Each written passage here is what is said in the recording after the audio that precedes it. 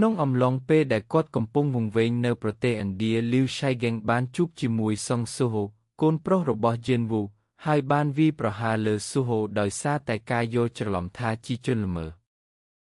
ការប្រយុទ្ធដ៏តានតឹងនៅពេលនោះ Shigang កំពុងស្ថិតក្នុងសភាពអស់កម្លាំងខ្លាំង ប៉ុន្តែ Suho នៅតែត្រូវហៅស្រមោល Greed មេតបស្រមោលកម្រិត General មកដើម្បីទប់ទល់និងធ្វើឲ្យ Shigang បន្ថយកម្លាំង ការលះបង់របស់ Suho ដោយសារដឹងតាមរយៈ Beru ថា Shigang គឺជាមិត្តចាស់របស់ឪពុកខ្លួននិងកំពុងត្រូវបានពួក Etarim ចូលគ្រប់គ្រងរាងកាយពាក់កណ្ដាល Suho ក៏បានសម្រេចចិត្តវាយសម្រាលដៃ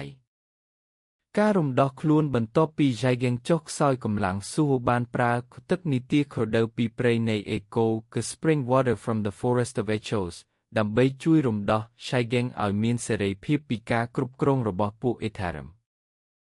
ការចងចាំត្រឡប់មកវិញក្រោយពេលជាសះស្បើយ Shigang អាចចងចាំរឿងរ៉ាវក្នុងខ្សែជីវិតចាស់និងដឹងភ្លាមថា Suho គឺជាកូនប្រុសរបស់ Song Jinwoo ក្នុងនាមជាភីតរបស់ Ruler និងជា Hunter ថ្នាក់ជាតិ Shigang គឺជាបុគ្គលម្នាក់ក្នុងចំណោមអ្នកខ្លាំងបំផុតលើលោក និងជាអ្នកខ្លាំងបំផុតនៅអាស៊ីរហូតដល់ត្រូវបាន Jinwoo វាយដាច់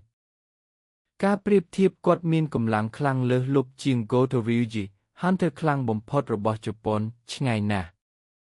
ភាពខ្លាំងក្នុងខ្សែជីវិតថ្មីទោះបីជាគាត់មានវ័យចំណាស់និងមានចំណាត់ថ្នាក់ត្រឹមផ្កាយ5មួយក៏គាត់នៅតែអាចទល់ជាមួយស្រមោលកម្រិត General ដូចជា Greed បានយ៉ាងងាយខណៈពេលដែលកំពុងតស៊ូប្រឆាំងនឹងការចូលសុខរបស់ពួក Etarim